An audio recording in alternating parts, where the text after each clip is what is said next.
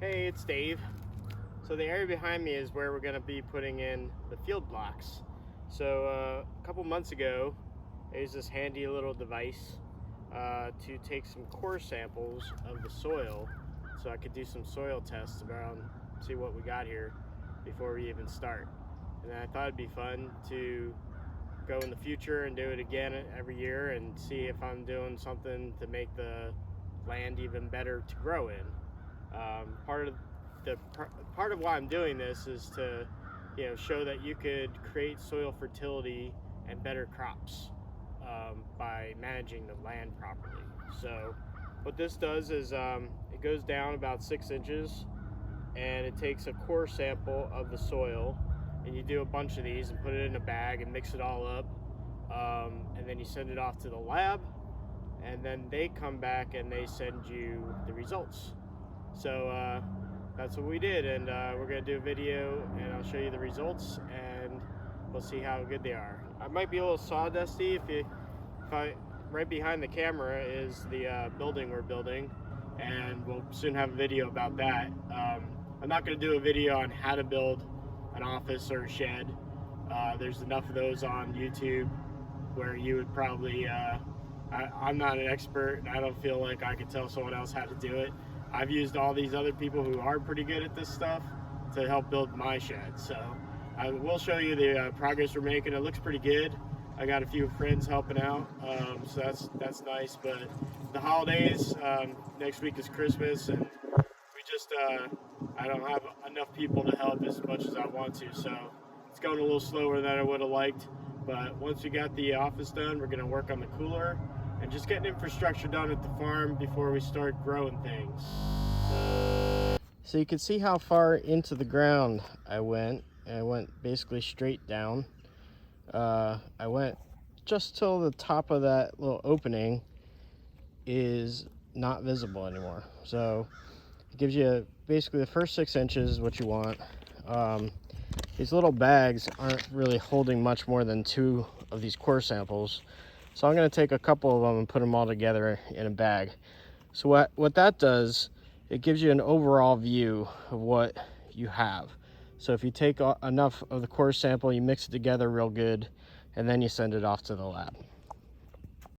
So this is the core sample that I just took in that hole there. I'm going to put it in the bag, and you're looking at a little bit darker area in the bottom, and the top is here, and then that is underneath that. So went down it's about 6 inches, which is a normal soil test. So we're gonna see what that ends up being, and see how we can improve it over the years. And each year I'm gonna do this and test how good my ability to make the soil better is. I'm out here taking the soil samples. This is what I saw.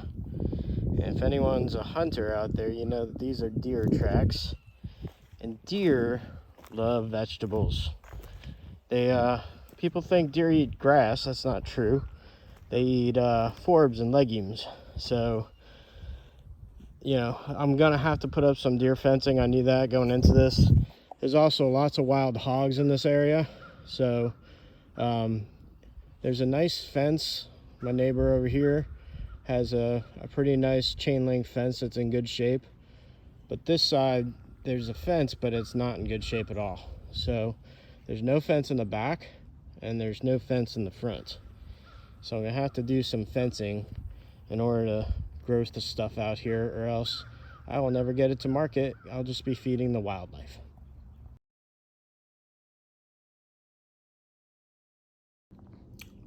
So we are looking at the soil test I did a few months ago, and I just want to point out some things. The pH first is low. Crops like to be around 6.5, most crops. Certain things like blueberries like a lower pH and prefer acidic soil, but most vegetable crops like to grow in a slightly below neutral pH, and some even like it slightly basic.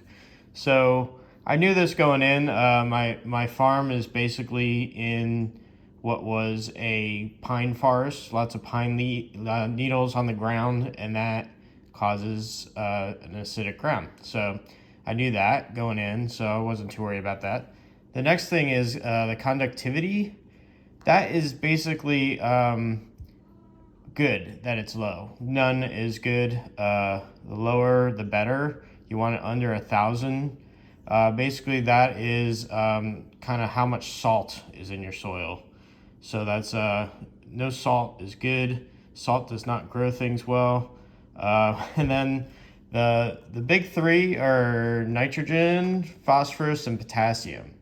I did a soil test that it tells me how much available nutrients are in the soil. So that's better than just getting something that's the amounts in the soil. Because sometimes there's things in the soil that might look like it's there, but the plants can't uptake it anyway. So I wanted to make sure I knew what was in the soil as far as able for the plants to be taken up. So nitrogen is usually pretty low. It's usually not this low.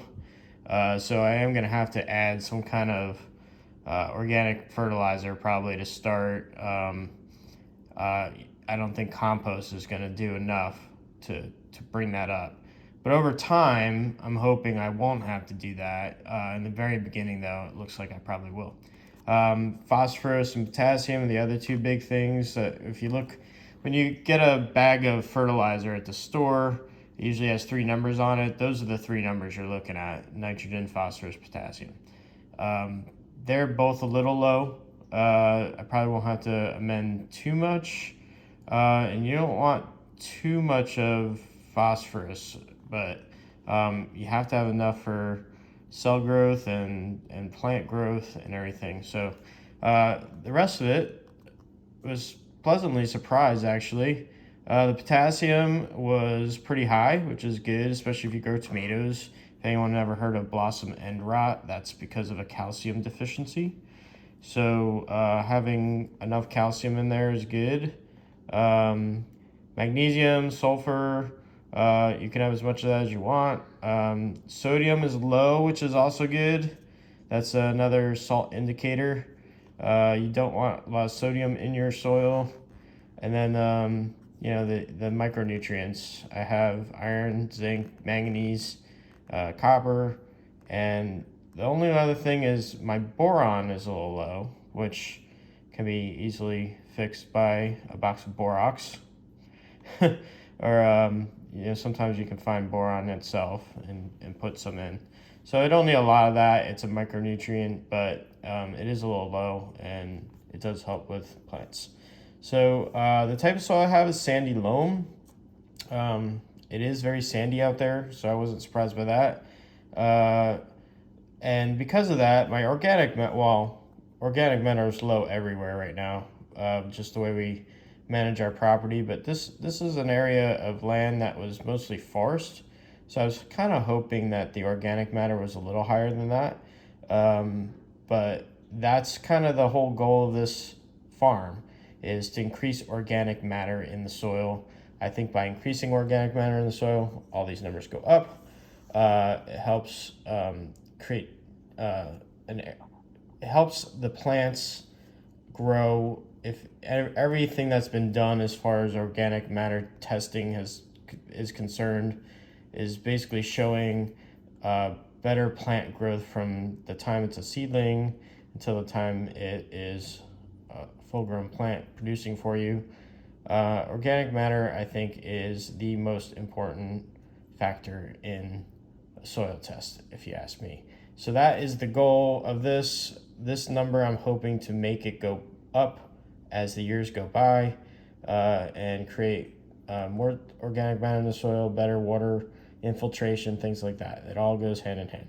So in future references, we're going to see, when I make videos in the future per year, I'm going to test this number and see if it's going up. If it is, I know I'm doing something right. If it isn't, then I know I'm doing something wrong. So, all right. Anyway, thanks for watching, and I hope you got something out of this. All right, bye.